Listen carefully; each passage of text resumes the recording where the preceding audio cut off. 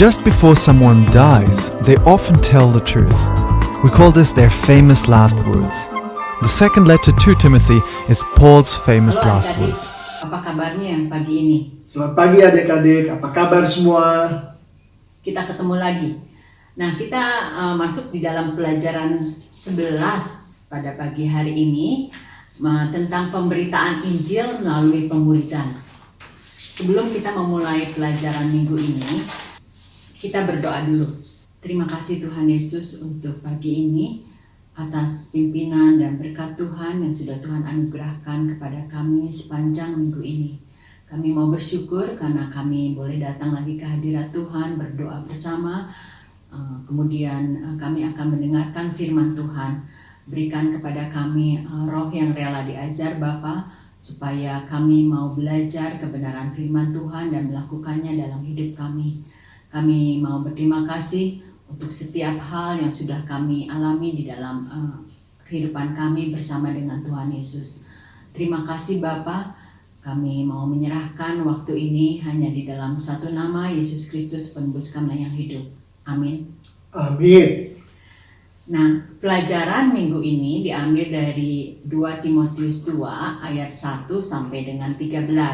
Sebelum saya membacakan ayat-ayat ini, adik-adik akan mendengar teman-teman yang sudah mengirim video tentang kesimpulan teman-teman yang diperoleh dari pelajaran minggu lalu, pelajaran 10. Ya, kita akan melihat dulu video yang dikirim teman-teman itu. Kita lihat ya. Salam, selamat pagi semua. Kabar baik bukan? Nah, sekarang aku akan nyeritain apa yang aku dapat dari sekolah minggu online dari pelajaran ke-10. Jadi, yang aku dapat dari pelajaran ke-10 adalah kita harus memberitakan Injil, karena Injil adalah kekuatan Allah yang menyelamatkan orang yang kenal atau belum kenal Allah. Dan Injil juga berfungsi untuk mendidik kita semua untuk taat kepada Tuhan Yesus dan Allah. Terima kasih semua, God bless you. Pagi teman-teman semuanya. Apa kabarnya? Pasti semuanya sehat ya. Jadi, yang kami dapat dari pelajaran 10 ini adalah kita semua harus siap memberitakan firman Tuhan, karena Tuhan sudah terlebih dahulu menyiapkan orang-orang yang akan mendengarkan firman Tuhan. Karena Injil adalah kekuatan Allah.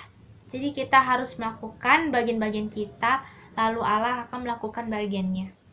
Jadi teman-teman, sebelum kita memberitakan Injil, pertama-tama kita harus berdoa kepada Tuhan, memohon hikmat dan pimpinannya supaya Tuhan memberikan keberanian kepada kita. Jadi kita semua harus memberitakan firman Tuhan, karena memberitakan firman Tuhan adalah kewajiban semua orang percaya. Terima kasih. God bless you. God bless you.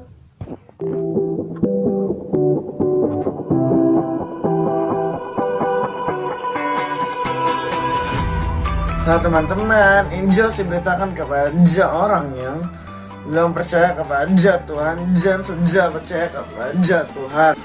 Caranya jangan berkata-kata yang baik, jangan berperilaku yang baik. Terima kasih, Tuhan Yesus memberkati.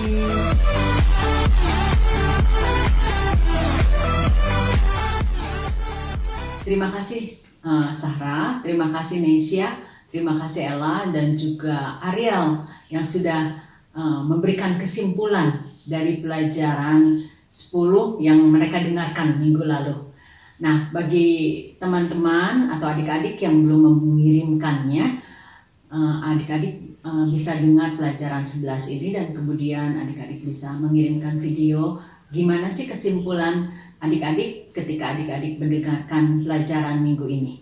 Oke? Saya akan membacakan dari Alkitab pelajaran minggu ini, yaitu dari 2 Timotius pasal 2 ayat 1 sampai dengan 13. Demikian firman Tuhan.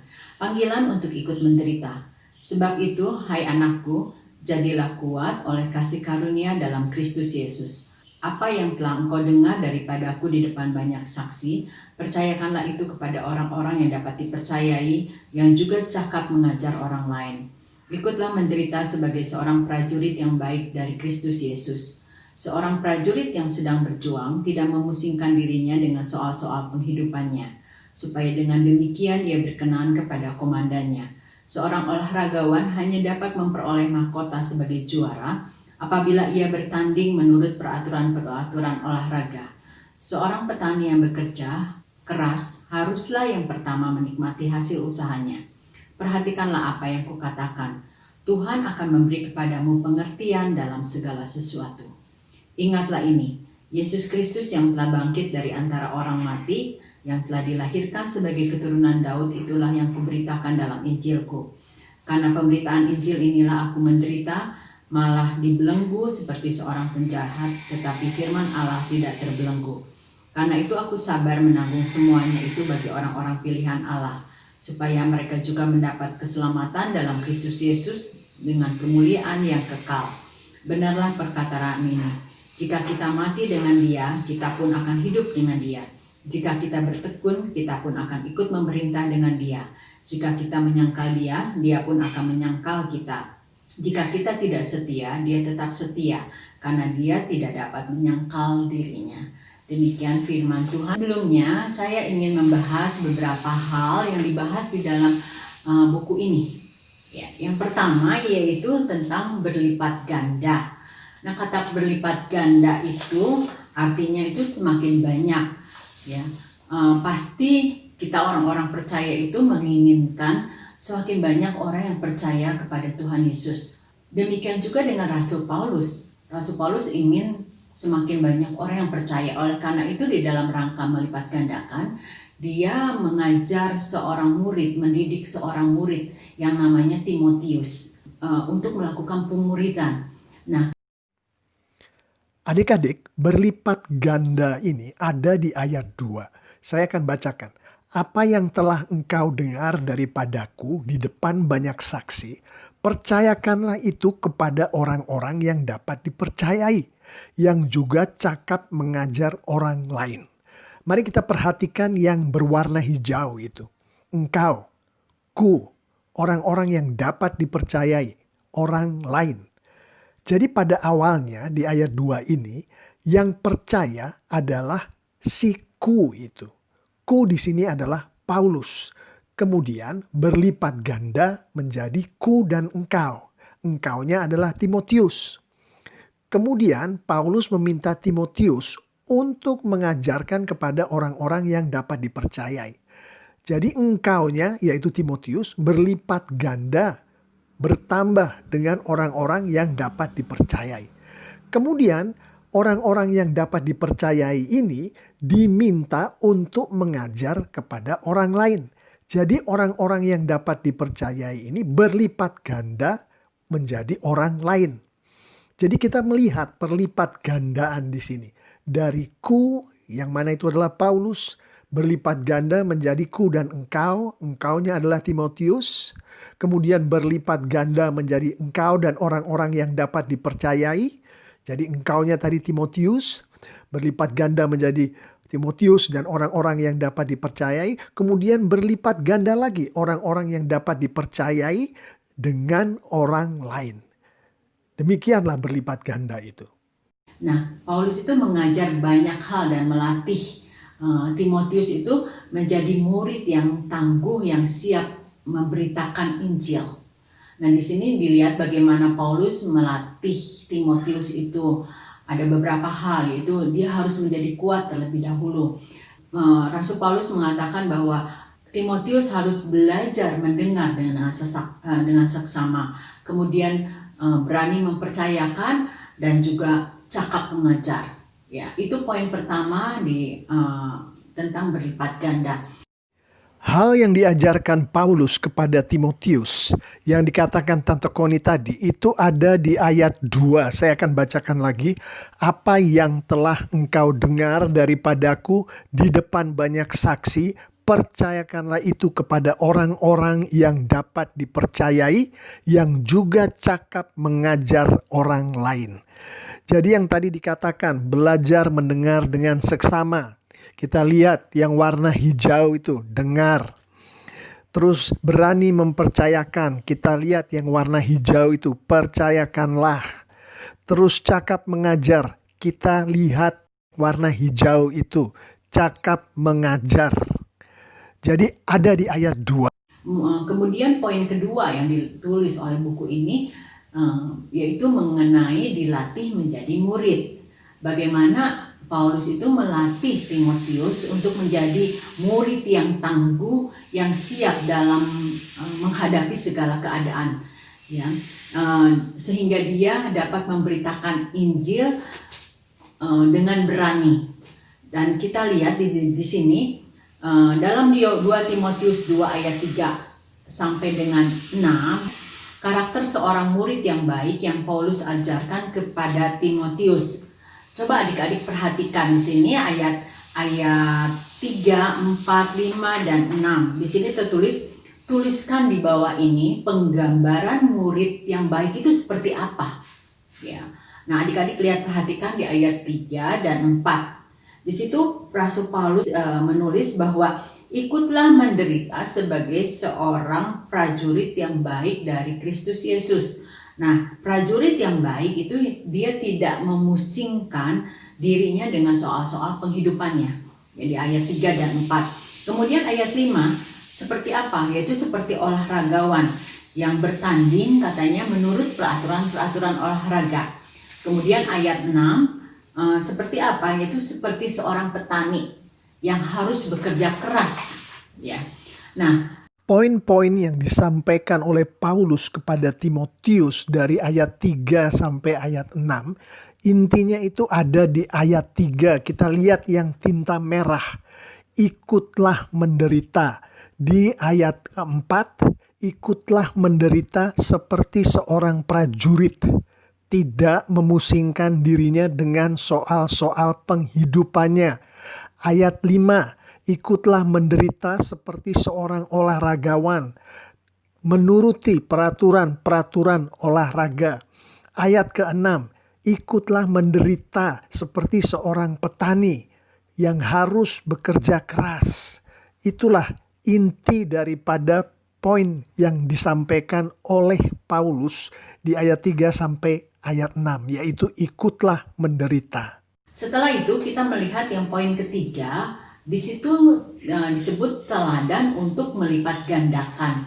Nah, teladannya siapa? Untuk menjadi seorang olahragawan yang harus ikut bertanding, lalu seorang petani dan juga seorang prajurit. Rasul Paulus mengatakan untuk ikut semua itu harus menderita. Nah, contohnya seperti siapa?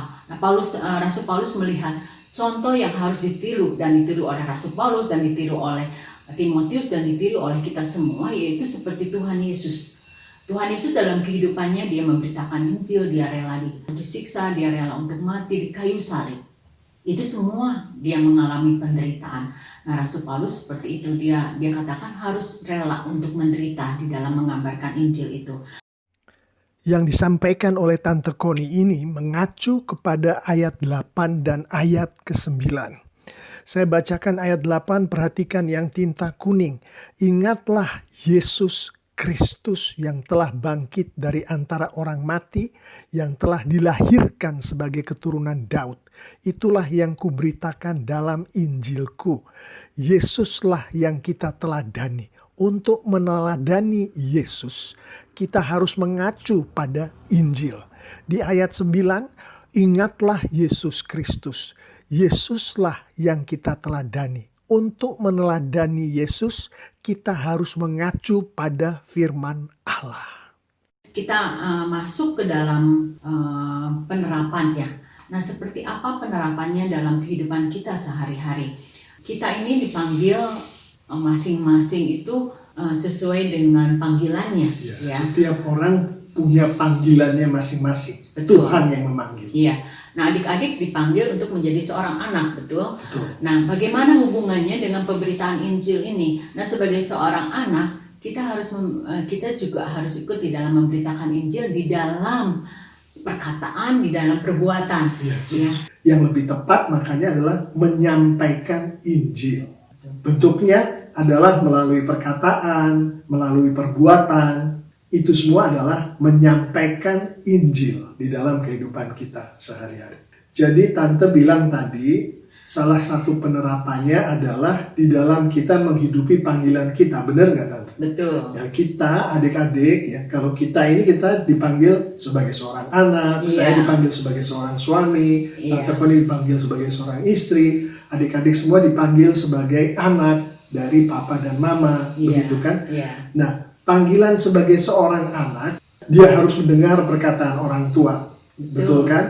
Harus kalau didisiplin harus menerima didisiplin, Iya. betul kan? Betul. Sebagai seorang anak, apalagi ya Tante Koni kira-kira sebagai seorang anak yang harus dilakukan oleh seorang Di dalam anak. perbuatannya ya, dia harus membantu orang tuanya dengan rajin belajar. Termasuk membantu orang tua, rajin belajar.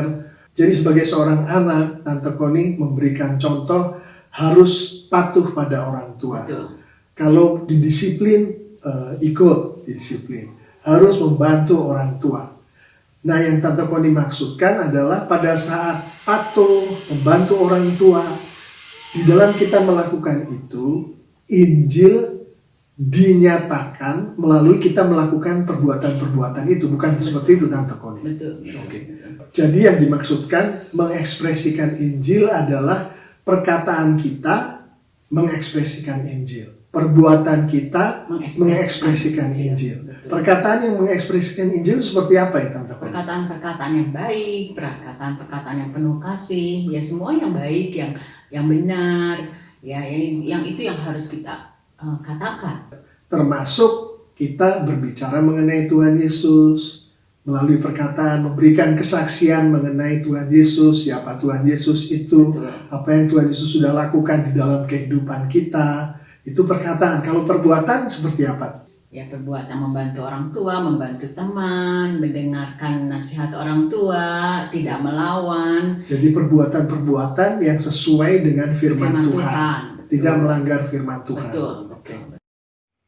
Adik-adik, hal-hal yang Tante Koni dan saya bicarakan tadi memang sangat sulit untuk dilakukan oleh siapapun juga. Itulah sebabnya firman Tuhan memberikan petunjuk kepada kita semua, kepada adik-adik. Di ayat 1 firman Tuhan mengatakan, sebab itu hai anakku, perhatikan yang warna kuning ini.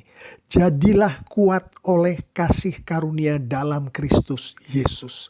Artinya, kalau adik-adik mau melakukan semua tadi yang sudah dibicarakan, maka harus memiliki kekuatan yang datangnya dari Kristus Yesus. Caranya bagaimana? Tadi dikatakan, ingatlah Yesus Kristus. Yaitu dengan mengacu pada Injil, dengan mengacu pada firman Tuhan. Artinya adalah membaca firman Tuhan, mengerti firman Tuhan, dan melakukan firman Tuhan. Satu lagi diberikan petunjuk, yaitu dari ayat 7. Perhatikanlah apa yang kukatakan. Warna kuning lagi, berikan perhatian. Tuhan akan memberikan kepadamu pengertian dalam segala sesuatu. Bagaimana caranya? Ingatlah Yesus Kristus. Yaitu dengan mengacu pada Injil, dengan mengacu pada firman Tuhan. Yaitu dengan mengerti firman Tuhan, membaca firman Tuhan, melakukan firman Tuhan. Maka dengan begitu Roh Kuduslah yang akan bekerja di dalam kita. Roh Kuduslah yang akan memampukan kita, memampukan adik-adik untuk melakukan apa yang barusan tadi kita bicarakan di dalam firman Tuhan tadi. Kita akan masuk kepada ayat hafalan minggu ini, yaitu 2 Timotius 2 ayat 2. Yang isinya adalah, apa yang telah engkau dengar daripadaku di depan banyak saksi, percayakanlah itu kepada orang-orang yang dapat dipercayai, yang juga cakap mengajar orang lain. 2 Timotius 2 ayat 2. Itu ayat hafalan minggu ini. Dan adik-adik hafalkan ayat hafalan itu. Dan juga kemudian kalau adik-adik mau memberikan kesimpulannya pelajaran minggu ini, adik-adik boleh kirimkan videonya kepada kita. Ya. Terutama untuk adik-adik yang belum kirim video yang belum kirim video minggu lalu. Betul. Ya. Yang sudah kirim juga bisa kirim. kirim lagi. Oke? Nah demikian pelajaran minggu ini. Kita ketemu lagi minggu depan. Dan adik-adik sudah sepanjang minggu ini tetap semangat, tetap untuk melakukan apa yang sudah dipelajari minggu ini, yaitu melakukan firman Tuhan, melakukan penginjilan melalui perbuatan, melalui perkataan adik-adik. Oke, kita akan berdoa sebelum kita menutup pelajaran minggu ini. Terima kasih Bapak untuk hari ini, untuk pelajaran minggu ini, di mana mengajarkan banyak hal kepada kami untuk hidup benar yang sesuai dengan firman Tuhan di dalam perkataan dan di dalam perbuatan kami. Kami mau bersyukur karena kami punya Tuhan yang luar biasa, yang mendidik kami di dalam kebenaran dan menolong kami senantiasa.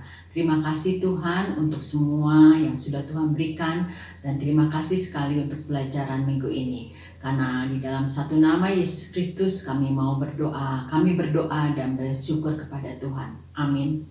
Oke, sampai jumpa minggu depan adik-adik. Tuhan melindungi, Tuhan memberkati. Shalom. Bye.